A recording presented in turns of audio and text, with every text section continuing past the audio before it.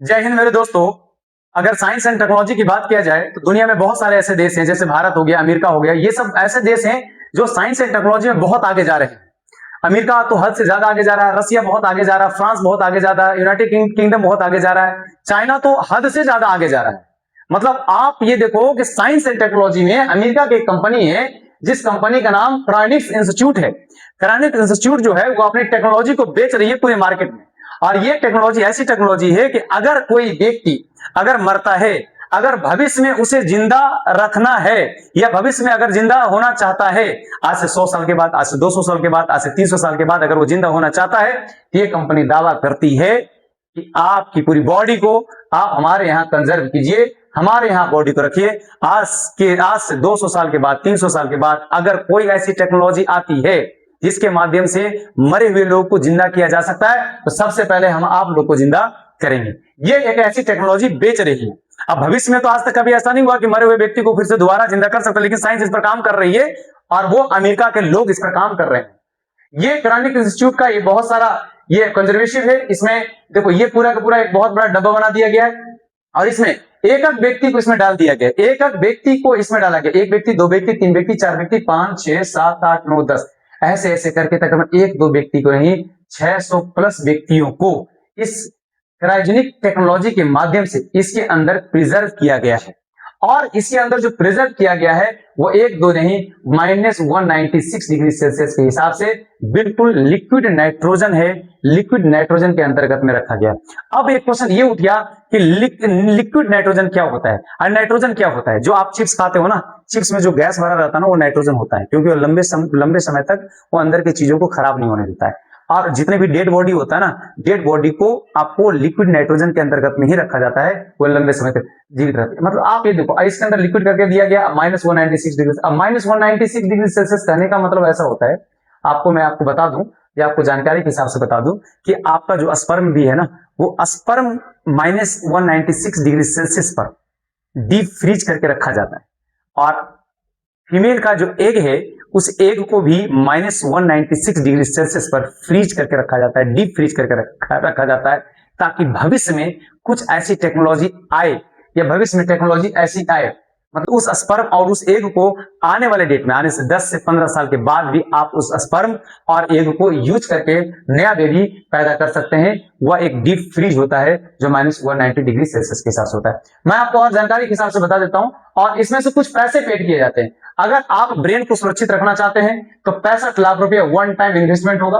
अगर full body को अगर आप रखना चाहते हैं तो 1.6 से लेकर के 1.7 करोड़, सोच के देखो, 1.6 से लेकर के 1.7 करोड़ अप्रोक्सीमेट 2 करोड़ रुपया खर्च होता है। और ऐसे ऐसे एक दो व्यक्ति नहीं, 600 व्यक्तियों ने ये डीप फ्रीज करके उनको रखा गया है। और उनका रजिस्ट्रेशन 2026 में 4000 व्यक्ति ने करवा लिया है कि अगर कुछ ऐसा टेक्नोलॉजी हो, मतलब फॉर्म फिल हो गया है, अपकमिंग है। आप अगर अपना नंबर लगाओगे, इस 4000 के पीछे आपका नंबर आएगा। पहले इस 4000 को एक कंपनी रखेगी, उसके बाद आपको रखेगी। ये देखो, ये इंस्टीट्यूट है। इस तरह का बॉडी को बिल्कुल कंजर्व किया जाएगा। इस तरह 24x7 बालक मॉनिटरिंग में होगा और ये बॉडी को बिल्कुल कंजर्व करके रखते हैं। और आगे अगर इसको देखा जाए तो आप ये देखो, क्रायोनिक्स क्या होता है इसके बारे में। भविष्य में दोबारा जिंदा होने के लिए, ये पेपर के कुछ कटिंग, भविष्य में दोबारा जिंदा होने के लिए उम्मीद में अब तक 600 से भी कहीं ज्यादा क्रायोनिक्स टेक्नोलॉजी के माध्यम से सबों को फ्रीज कराया है। और ये क्या है टेक्नोलॉजी? इस प्रक्रिया के माध्यम से कानूनी रूप से मृत घोषित किए गए व्यक्तियों को, इंसान को कम तापमान -196 डिग्री सेल्सियस, यानी जिस पर तरल लिक्विड यानी लिक्विड नाइट्रोजन गैस में उसको रखा गया है। और इसका उद्देश्य बस यही है कि भविष्य में कोई ऐसी टेक्नोलॉजी आए तो उसे फिर से जीवित कर सकेगी और उनकी बीमारियों को इलाज कर सकेगी। अगर कोई व्यक्ति बीमारी से अगर मरे हैं, बीमारी से कोई मरे हैं, उम्र से पहले मर गए हैं, तो उनको डीप फ्रीज करके -196 डिग्री सेल्सियस पर रखा जाएगा। और भविष्य में अगर कोई ऐसा टेक्नोलॉजी आता है तो उस बीमारियों को ठीक किया जाएगा। इसमें करोड़ों का लागत है। ये पेपर का कुछ कटिंग है, इस पेपर कटिंग को आप देख सकते हैं। और इसके बारे में थोड़ा सा और आगे बढ़े, देखो ये है आर्टिफिशियल वॉर्म। ये क्या है? आर्टिफिशियल वॉर्म है। ये आर्टिफिशियल वॉर्म का मतलब हुआ कि अब गर्भाशय की जरूरत नहीं है, ये आर्टिफिशियल गर्भाशय हम बना देंगे। चाइना ने इसे डेवलपमेंट किया है और ये चाइना डेवलपमेंट इस पर काम चल रहा है। और चाइना एक दो नहीं, इस पर हजारों लाखों की तादाद में आर्टिफिशियल बॉम्ब बनाया है, जिसमें महिलाओं की कोई जरूरत नहीं है। हम बच्चे को आने वाले डेट में हम ज्यादा से ज्यादा बच्चों को हम पैदा कर सकते हैं। चाइना इस लेवल पर सोच रही है। सोच के देखो हमारा भारत कहाँ है और चाइना का सोच कहाँ पर है इसके बारे में। देखो हमारा भारत जो है सरोगेट मदर पर बहुत ज्यादा काम कर रही है।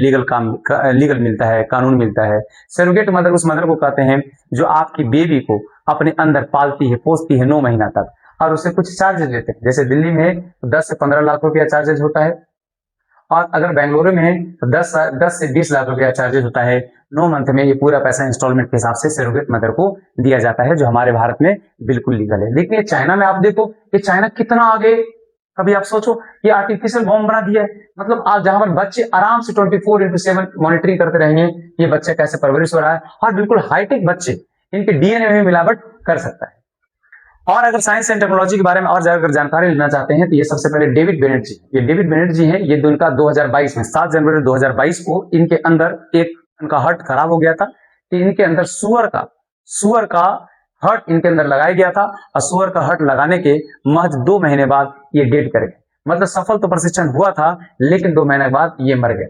ये अगर रोबोटिक किडनी ट्रांसप्लांट हुआ था हमारे भारत में, जो सफदरगंज हॉस्पिटल में हुआ था, ये इंडिया में फर्स्ट रोबोटिक किडनी ट्रांसप्लांट हुआ था 2022 में। जिस व्यक्ति को किया जा रहा था बिल्कुल फ्री ऑफ कॉस्ट किया गया है, सफदरगंज हॉस्पिटल जो आपका दिल्ली में।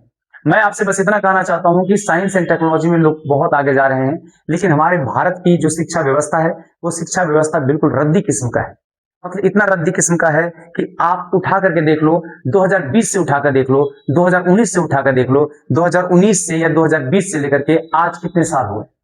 आज तकरीबन अगर 20 साल जोड़ोगे तो सब मिलाकर के 6 से 7 साल हो गए। अगर 6 से 7 साल हो, उसमें से कोई भी भारतीय ऐसा ना आदमी हो जिस आदमी को साइंस के क्षेत्र में नोबेल पुरस्कार मिला है। क्योंकि हमारे पास क्वालिटी है, हमारे पास ऐसे लोग हैं, दिन रात मेहनत करने वाले लोग हैं, लेकिन हमारे पास व्यवस्थाएं ठीक नहीं, व्यवस्थाएं बिल्कुल नहीं। आप देखो बिहार और उत्तर प्रदेश को अगर कभी देखो, यहाँ टैलेंट तो कूट कूट के भरा हुआ है, लेकिन नहीं, वो टैलेंट बर्बाद जा रहा है। यंग बच्चे इंस्टाग्राम में बर्बाद हो रहे हैं, और जो बड़े बच्चे हैं वो बच्चे खामा खैनी चुन्ना बना करके जेसीबी की खुदाई देखने में बेरोजगार, दिन भर सिर्फ खुदाई देख रहे हैं, दिन भर वो कर देख रहे हैं कि कितना खुदा और कितना कल खुदेगा, सिर्फ उसके बारे में समय सिर्फ बर्बाद कर रहे हैं, और आधा से ज्यादा गुटखा पान मसाला खा करके बर्बाद है। तो मैं आपसे सरकार से निवेदन बस इतना है कि हमारे देश में एजुकेशन आप ठीक कीजिए, प्लेटफॉर्म ठीक कीजिए। गाड़ी तो हम ऐसे दौड़ा देंगे हम, अगर प्लेटफॉर्म ठीक रहता है ना, वंदे भारत क्या बुलेट ट्रेन चला देंगे। लेकिन हमारे देश के स्कूल की जो व्यवस्था है बिल्कुल खराब व्यवस्था है। आप बिहार के स्कूल में जाओ, बिहार के स्कूल में जहां पर शिक्षा की व्यवस्था है उस जगह पर बाराती को रोका जाता है, और उस बाराती को रोकने के लिए उस स्कूल को 3 से 4 दिन बंद कर दिया जाता है। ये है हमारा बिहार।